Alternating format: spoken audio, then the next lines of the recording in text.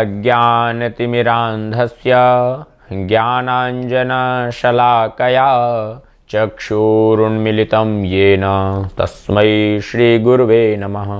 अखण्डमण्डलाकारं व्याप्तं येन चराचरं यत्पदं दर्शितं येन तस्मै श्रीगुरुवे नमः। कार्पण्यदोषोपहतः स्वभावः पृच्छामि त्वां धर्मसम्मूढचेताः। यच्छ्रेयः स्यान्निश्चितं ब्रूहि तन्मयि शिष्यस्तेऽहं शाधि मां त्वां प्रपन्नम्। इस चैनल से समस्त दर्शक वृंद को आज मैं अभिजीत झा भगवती महालक्ष्मी की पावन कथा, जो दीपावली में जितने भी भक्तजन जो पूजन करते हैं उनकी इच्छा रहती है कि भगवती महालक्ष्मी मैया के बारे में कुछ विस्तृत परिचय हमें श्रवण करने को मिले। आज उसी इच्छाओं का मान रखते हुए मैं अब जो है भगवती महालक्ष्मी मैया के अवतार कथा, लीला कथा को थोड़ा हम समझ लेते हैं। तो भगवती महालक्ष्मी की अवतार कथा में दो कथाएं प्रसिद्ध हैं, प्रचलित हैं। पहला, पुराण के अनुसार, श्रीमद् भागवत पुराण के अनुसार, विष्णु पुराण के अनुसार, पद्म पुराण के अनुसार भगवती लक्ष्मी मैया की उत्पत्ति समुद्र मंथन से हुई है और लक्ष्मी मैया भी उन्हीं 14 रत्नों में से लक्ष्मी मैया को भी एक माना जाता है। और द्वितीय कथा के अनुसार भगवती लक्ष्मी मैया महर्षि भृगु एवं उनकी पत्नी ख्याति की पुत्री हुई। परंतु जहाँ तक कि प्रमाण युक्त जो अब तक कथा हम श्रवण करते आ रहे हैं व अध्ययन करते आ रहे हैं, उसमें ज़्यादातर में वर्णन यही मिलता है कि भगवती लक्ष्मी मैया समुद्र मंथन से उत्पन्न हुई एवं समुद्र उनका जो है पिता हैं और चंद्रमा उनके भाई हैं। और तुलसीकृत श्री रामचरितमानस में भी इसका उल्लेख मिलता है, जब तुलसी गोस्वामी बाबा भगवती सीता मैया को लक्ष्मी मैया के समान उपाधि देते हुए कहते हैं कि लक्ष्मी मैया का पिता खारा समुद्र, ऊपर से उनका भाई का चंद्रमा जिसके हृदय पर काला धब्बा लगा हुआ है। तो इस तथ्य से, इस बात से ये प्रमाणित होता है कि लक्ष्मी मैया समुद्र मंथन से ही उत्पन्न हुई हैं। अब इस कथा को थोड़ा और विस्तृत रूप से जान लेते हैं कि जब लक्ष्मी मैया का विवाह भगवान विष्णु से कैसे हुआ। क्योंकि लक्ष्मी मैया जब जैसे ही समुद्र से उत्पन्न हुई तो उनको देख करके इंद्र आदि, असुर आदि सब उनको चाहने लगे, परंतु विवाह तो किसी एक से ही होगा। इसलिए आपस में विचार विमर्श करते हुए स्वयंवर का आयोजन हुआ। तो स्वयंवर का आयोजन हुआ तो सबसे पहले भगवती पहली पंक्ति में जो असुर थे वो बैठे हुए थे, क्योंकि उन्हें लगा कि किसी भी प्रकार से लक्ष्मी उन्हें मिल जाए, लक्ष्मी उन्हें मिल जाए, परंतु लक्ष्मी मैया ने उनकी ओर देखा तक नहीं। अब तत्वतः रूप निकालते हैं इसका तो पता चलता है कि जो सदैव लक्ष्मी मैया को के पास घूरते रहते हैं और चाहते रहते हैं कि पैसा आ जाए, पैसा आ जाए, पैसा आ जाए, उनकी तरफ लक्ष्मी मैया देखती भी नहीं हैं। क्यों? क्योंकि वह लोभ और मोह के वशीभूत होकर के ये सब कहते हैं। और लोभ क्या है? काम, क्रोध, लोभ। तीसरा दुर्गुण है लोभ, जिसके वश में सारे असुर थे। इस वजह से, इस कारण से लक्ष्मी मैया ने उनकी तरफ देखा तक नहीं और आगे बढ़ गई। आगे बढ़ गई तो असुरों के बाद थे इंद्र आदि देवता। अब इंद्र आदि देवता थे, उनमें अब लोभ और मोह तो है नहीं। फिर भी लक्ष्मी मैया ने इंद्र आदि देवताओं से भी आगे बढ़ गई। अब प्रश्न उठता है कि जब देवताओं के अंदर लोभ और मोह नहीं था, फिर लक्ष्मी मैया ने उनको क्यों नहीं स्वीकार करा? तो इसका एक बड़ा सुंदर संत कहते हैं कि लक्ष्मी मैया ने देखा कि असुरों की तरह देवताओं में लोभ और मोह तो नहीं है, परंतु काम और क्रोध की अधिकता अधिक है। तो इस वजह से जिसके पास काम और क्रोध हो वह भी लक्ष्मी मैया को प्राप्त नहीं कर सकता। तो भगवती मैया इंद्र आदि देवताओं से भी आगे बढ़ गई। अब असुर बीच में असुर चले गए, इंद्र आदि देवताओं का भी समाप्त हो गया समय। अब तीसरे नंबर पर आए ऋषि मुनि। जितने भी ऋषि मुनि हैं वह सब आए। अब इनमें न काम था, न क्रोध था, न लोभ था, न मोह था, कुछ भी नहीं था। परंतु भगवती लक्ष्मी मैया ने ऋषियों को, मुनियों को भी स्वीकार किया, तो उत्तर आया नहीं। अब क्यों नहीं स्वीकार किया? अब देखिए, गृहस्थ जीवन में विवाह के बाद जो गृहस्थ जीवन चलाने के लिए सबसे जिसकी परम आवश्यकता होती है वह क्या है? तो वह है जिस प्रकार से धन एवं धन को भोगने के लिए उसमें रस से युक्त होने वाला जीव जिसको वैराग्य ना हो परंतु अत्यधिक संसार में लिप्त भी न हो, उसको संसार चाहिए। तो ऋषि मुनियों का इसमें कमी आ गई। ऋषि मुनि एक तो स्वयं परम वैरागी, दूसरा धन से अत्यंत निष्प्रिय, धन को वही तो ऋषि मुनि बनते हैं जिन्होंने धन का, राज्य का, पद का परित्याग कर दिया हो, वही ऋषि मुनि बने। और जब वैराग्य आया तो लक्ष्मी मैया स्वाभाविक वहां पर नहीं ठहरेंगी। तो लक्ष्मी मैया ऋषि मुनियों को भी छोड़ करके आगे बढ़ गई। अब चौथे नंबर पर आए स्वयं कौन? जो स्वयं बाबा भोले बाबा हैं, उनका नंबर आया। तो लक्ष्मी मैया ने विचार किया कि हाँ, इनमें जो है सब गुण हैं और ये तो जो है अमर हैं, अविनाशी हैं, सब कुछ है। परंतु एक स्वरूप लक्ष्मी मैया को शिव जी में भी, भोले बाबा में भी खटक गया। वो क्या था कि सब तो है लेकिन बाबा का रूप नहीं है। वो भस्म धारण करते हैं, मृग चर्म लपेटते हैं, उनके गले में जो है सर्प रहते हैं और वाहन में नंदी हैं। तो ये धर्म का तो स्वरूप है, परंतु ये सुंदर स्वरूप जिसको गृहस्थ जीवन में जो चाहिए होता है वो वाला रूप तो नहीं है। तो एवं प्रकार से लक्ष्मी मैया ने शिव जी को भी छोड़ करके आगे बढ़ी। और पांचवें स्थान पर कौन थे? स्वयं भगवान नारायण।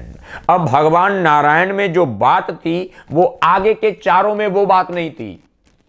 असुरों में लोभ और मोह अपार था, भगवान विष्णु में, भगवान नारायण में उसका लेश मात्र भी नहीं। एवं असुर लोग एकटक लक्ष्मी मैया को ही निहारते रहे, भगवान विष्णु नीचे आंख किए हुए अपने ध्यान कर रहे थे। सो यह भगवान विष्णु में, नारायण में अंतर दिखा। दूसरा, इंद्र आदि देवताओं में काम और क्रोध अपार है, भगवान नारायण में यह लेश मात्र भी नहीं है।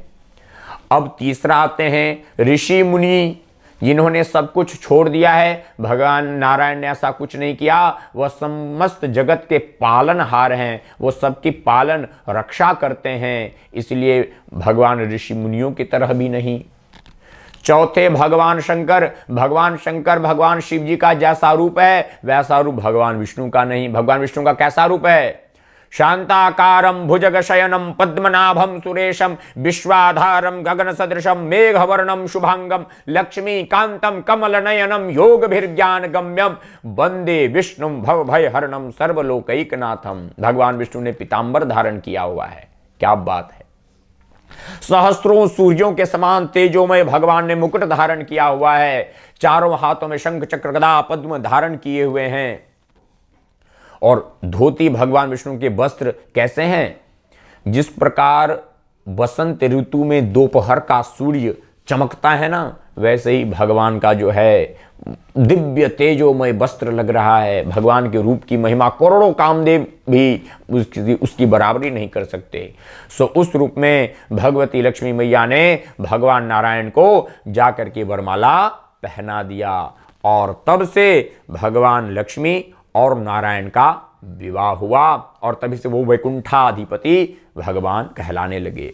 और दूसरी कथा के अनुसार महर्षि भृगु और उनकी पत्नी ख्याति से जो लक्ष्मी मैया का प्रादुर्भाव हुआ, उन्होंने भगवान विष्णु को प्राप्ति करने के लिए बहुत करोड़ों वर्षों तक तप किया और करोड़ों वर्षों तक तप करने के बाद अगले कल्प में यही ख्याति देवी की पुत्री लक्ष्मी मैया समुद्र मंथन से निकलने वाली लक्ष्मी मैया हुई।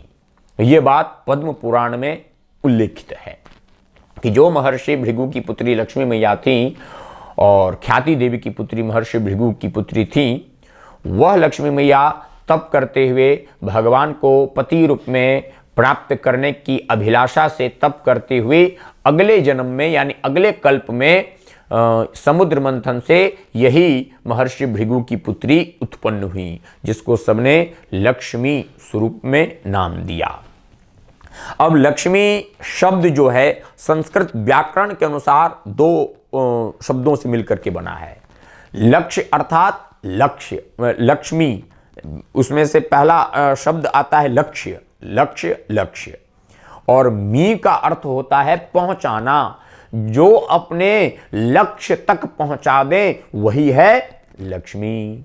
और भगवती महालक्ष्मी का बीज मंत्र जो कोई दीपावली के दिन रात को निशीत काल में यानी कि रात के समय 11 बजे से लेकर के सुबह ब्रह्म मुहूर्त तक इस बीज मंत्र का जाप करते हैं कमल गट्टे की माला से, उस पर भगवती महालक्ष्मी मैया की बहुत बड़ी अद्भुत कृपा होती है। वो बीज मंत्र क्या है, हम सब इसका ध्यान से श्रवण कर लेते हैं। कृपया सभी दर्शक वृंद इसको ध्यान से सुने।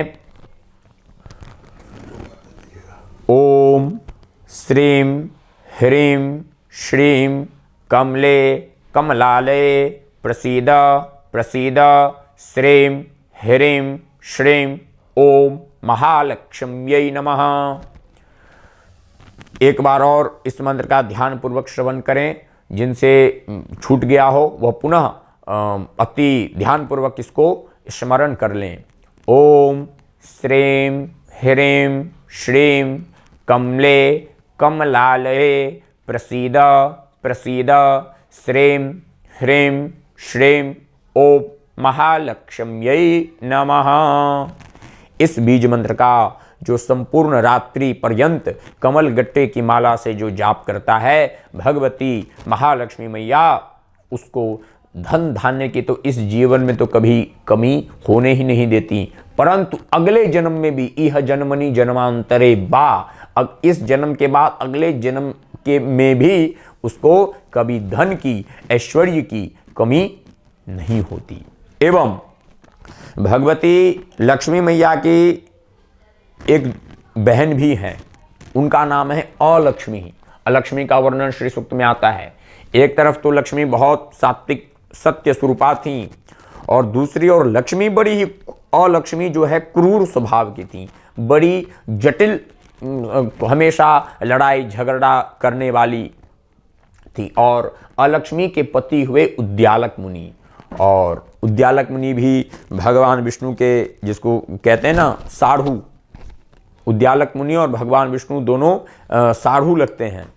और फिर अलक्ष्मी का भी पीपल के पेड़ में वास माना गया है, क्योंकि अलक्ष्मी को कहीं कोई स्थान नहीं मिल रहा था तो भगवान ने कृपा करके उसको पीपल के जड़ में वास दिया। अब प्रश्न उठता है कि पीपल तो बड़ा पवित्र है, उसकी पूजा तो सब सुहागिने सब जने करते हैं, तो पीपल के जड़ में अलक्ष्मी का वास कैसे हो सकता है? तो कहते हैं कि रविवार के दिन जो कोई पीपल में जल चढ़ा देता है वो अलक्ष्मी उसके घर चली जाती है। इसलिए शास्त्र कहते हैं कि रविवार को पीपल में जल नहीं चढ़ाना चाहिए। इससे क्या होता है, अलक्ष्मी जो है घेर लेती हैं, अलक्ष्मी मैया जो है उनके घर में आ जाती हैं। इसलिए लक्ष्मी और अलक्ष्मी का ध्यान रखते हुए सोमवार से लेकर के शनिवार तक पीपल की पूजा करने का विधान है, परंतु प्रत्युत रविवार को हम पीपल में पूजा जल नहीं चढ़ा सकते। हाँ, परिक्रमा कर सकते हैं, दिया जला सकते हैं, परंतु रविवार को पीपल में जल नहीं देना, इसका निषेध किया गया है शास्त्रों ने। एवं प्रकार से महाप्रदोष काल में भगवती महालक्ष्मी की दीपावली के इस दिन पूजा करने का विधान है और षोडशोपचार विधि में सर्वप्रथम भगवती महालक्ष्मी मैया का ध्यान करें और ध्यान नमोस्तुनंताय सहस्त्रमूर्तये सहस्त्रपादाक्षी शिरोरुबाहवे सहस्त्रनामने पुरुषाय शाश्वते सहस्त्रकोटि युगधारिणे नमः, इस नारायण मंत्र के बाद नमस्तेस्तु महामाये श्रीपीठे सुरपूजिते शंख चक्र गदा हस्ते महालक्ष्मी नमोस्तुते इत्यस्य ये भगवती लक्ष्मी और नारायण का मंत्र हो गया। अब जिनको ये मंत्र नहीं आता है वह नाम मंत्र से अर्थात ओम श्री महालक्ष्म्यै नमः, इस नाम मंत्र से भी भगवती मैया का ध्यान कर सकते हैं। उसके बाद लक्ष्मी मैया का यथावत पंचामृत से अभिषेक करें। यदि थोड़ा संस्कृत का ज्ञान हो, संस्कृत पढ़ना आता हो या पंडित जी को बुलवाए हैं तो उसमें श्री सूक्त, लक्ष्मी सूक्त और कनक धारा से उस दिन भगवती महालक्ष्मी मैया का पंचामृत से अभिषेक करें। पंचामृत के बाद शुद्ध जल अर्पण करें। उसके बाद जितने भांति भांति के बढ़िया वस्त्र है जो खरीद करके लाए होते हैं, वस्त्र अर्पित करें। वस्त्र के बाद भांति भांति के नैवेद्य, पकवान इत्यादि उस दिन बनने चाहिए और महालक्ष्मी मैया को भोग लगना चाहिए। उसके बाद कनकधारा श्री सूक्त का 3 बार कम से कम पाठ करना चाहिए। इसके करने से क्या होता है, लक्ष्मी मैया की कृपा पूरे साल भर नित्य निरंतर रूप से बनी रहती है। जिस प्रकार फोन होता है ना, फोन दूरभाष यंत्र, उसको हम 1 घंटा या 1.5 घंटा चार्ज कर देते हैं तो वो पूरे दिन काम करता है ना। सो इसी तरह अगर हम एक दिन, साल के एक दिन, दीपावली के दिन भगवती लक्ष्मी मैया की इस विधि से पूजा कर लें तो वो साल भर तक हमें फल देती रहती हैं। साल भर तक ही नहीं, इस जन्म में और अगले जन्म तक में भी वह इसका फल देती रहती हैं। अतः लक्ष्मी मैया की पूजा दीपावली के प्रदोष काल में और एवं यदि यज्ञ करें पूरे 4 प्रहर रात्रि में तो ये तो बहुत ही जो है उत्तम बात है। इसमें 100 में से 100 नंबर भगवती महालक्ष्मी प्रदान करेंगी। परंतु जो यदि यज्ञ ना कर पाएँ तो दूसरे अभी पूर्व में जो हमने बीज मंत्र बताया था वह बीज मंत्र का कमल गट्टे की माला से जाप करें।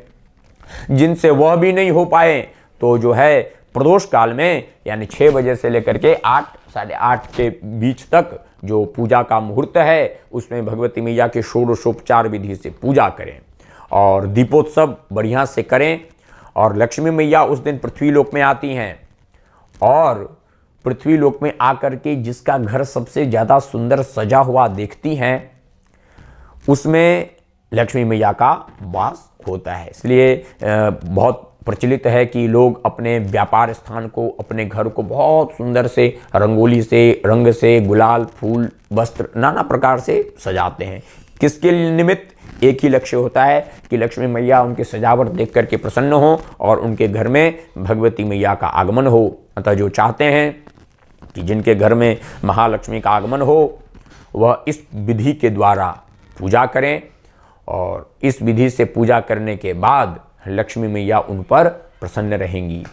एवं जो इस चैनल के माध्यम से मेरे इस वक्तव्य को सुने हैं और सुनेंगे उन सबको मेरी ओर से दीपावली की हार्दिक शुभकामनाएं। जय श्री राम।